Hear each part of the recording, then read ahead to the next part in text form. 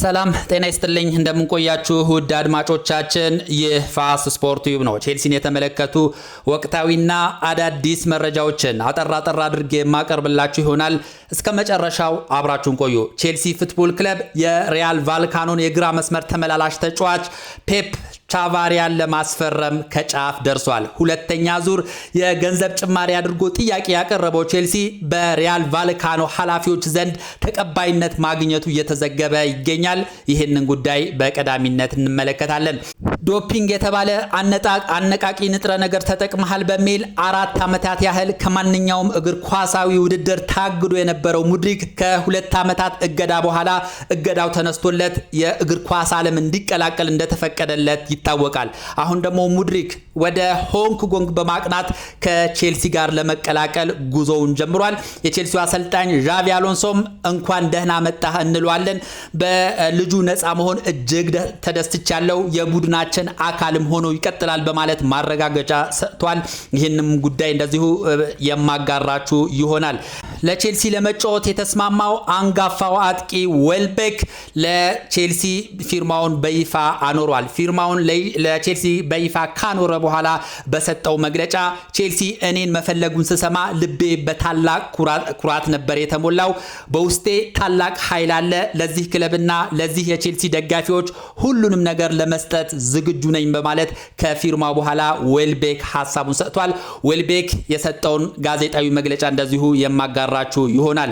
ቼልሲ የበርንማውዙን አማካይ አሌክስ ስኮትን ለማስፈረም ከፍተኛ እንቅስቃሴ እያደረገ ይገኛል። የመጀመሪያ ዙር ያቀረበው የዋጋ ተመን ውድቅ የተደረገበት ቼልሲ አሁን ደግሞ ሁለተኛ ዙር የዋጋ ዝውውር ማለትም 70 ሚሊዮን ፓውንድ በማቅረብ አሌክስ ስኮትን ለማስፈረም ከፍተኛ ፍላጎት እንዳለው ተገልጿል። እነዚህንና ሌሎች ቼልሲን የተመለከቱ መረጃዎችን እንደየቅደም ተከተላቸው የማጋራችሁ ይሆናል። እስከ መጨረሻው አብራችሁን ቆዩ።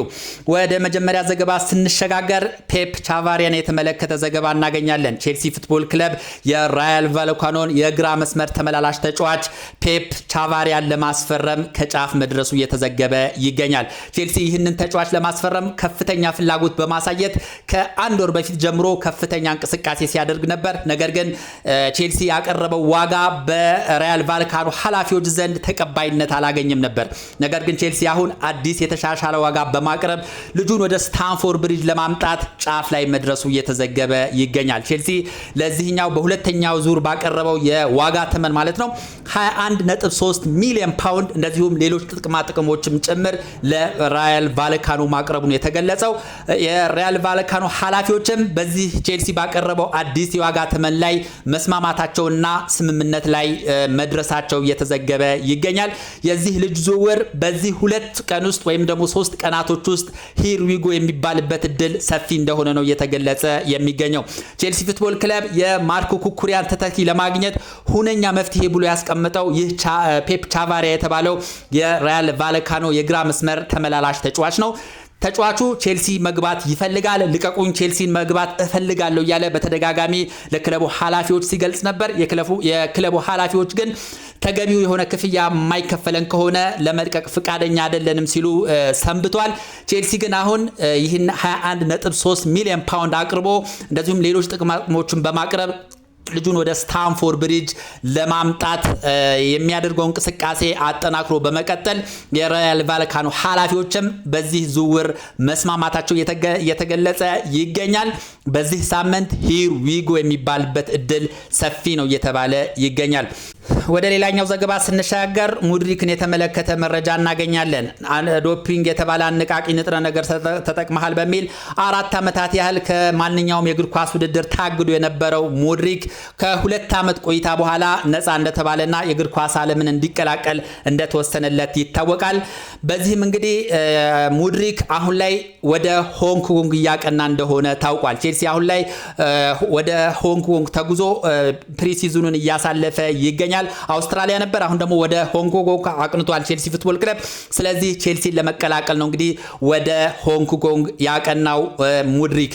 ዣቪ አሎንሶ በሰጠው አስተያየት እንኳን ደህና መጣህ ለማለት ዝግጁ ነን። በልጁ ነፃ መሆን እጅግ በጣም ተደስቻለሁ።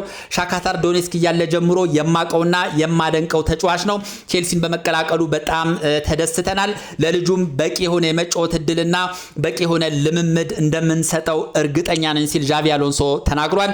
ልጁን በደንብ ማየት አለብን፣ በደንብ ስልጠናዎችን ማግኘት አለበት። ከዛ በኋላ ከቡድናችን ጋር ተዋህዶ ለቼልሲ ጥሩ ነገር እንደሚያበረክት አምናለሁ ሲል ነው እንግዲህ ዣቪ አሎንሶ ሐሳቡን የሰጠው።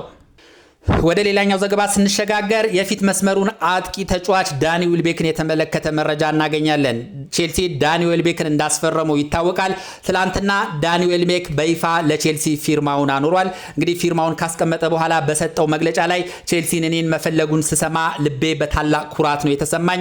በውስጤ ታላቅ ኃይል አለ።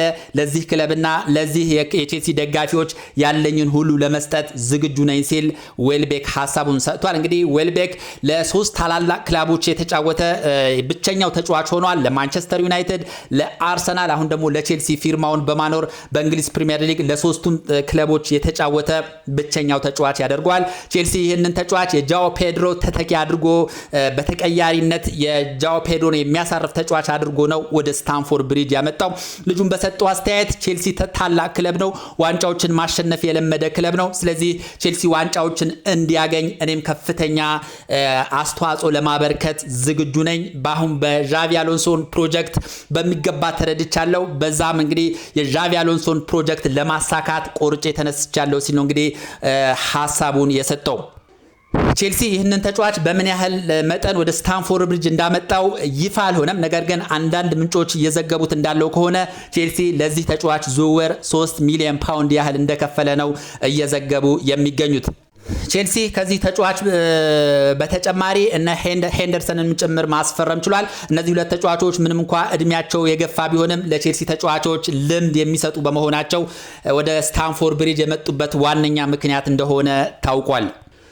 ወደ ሌላኛው ዘገባ ስንሸጋገር የበርንማውዙን አማካይ አሌክስ ስኮትን የተመለከተ መረጃ እናገኛለን። ቼልሲ ፉትቦል ክለብ የበርንማውዙን አማካይና አስደናቂ ተጫዋች አሌክስ ስኮትን ወደ ስታንፎርድ ብሪጅ ለማምጣት የሚያደርገውን እንቅስቃሴ ያጠናክሮ ቀጥሏል። ከዚህ በፊት ቼልሲ 64 ሚሊዮን ፓውንድ በማቅረብ ልጁን ወደ ስታንፎርድ ብሪጅ ለማምጣት ለበርንማውዝ ኃላፊዎች ይፋዊ ጥያቄ እንዳቀረበ ይታወቃል።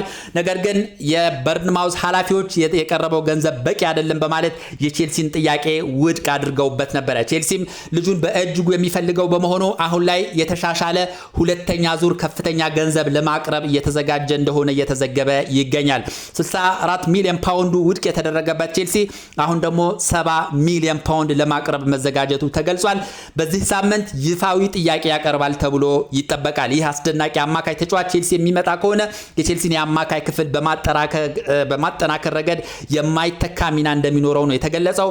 ኢንዞ ፈርናንዴዝ በቼልሲ መቆየትና አለመቆየት እስካሁን አልተወሰነም። ስለዚህ ቼልሲ በኢንዞ ፈርናንዴዝ እርግጠኛ አይደለም። ለዛም ይመስላል እንግዲህ ይህንን አማካይ ተጫዋች ወደ ስታንፎርድ ብሪጅ ለማምጣት ከፍተኛ ፍላጎትና እንቅስቃሴ እያደረገ የሚገኘው። 70 ሚሊዮን ፓውንድ ያህል የሚቀርብለት በርንማውዝ ልጁን በዚህ መጠን እንግዲህ ያስተባብላል ተብሎ አይጠበቅም። ቼልሲ የሚያቀርበውን 70 ሚሊዮን ፓውንድ ይቀበላል የሚሉ መላምቶች በሰፊው እየተሰነዘሩ ይገኛሉ። በአጠቃላይ እንግዲህ ቼልሲን የተመለከቱ ዋና ዋና መረጃዎች እነዚህ ነበሩ። ስለነበረን ቆይታ እጅግ አድርጌ አመሰግናለሁ። መልካም ጊዜ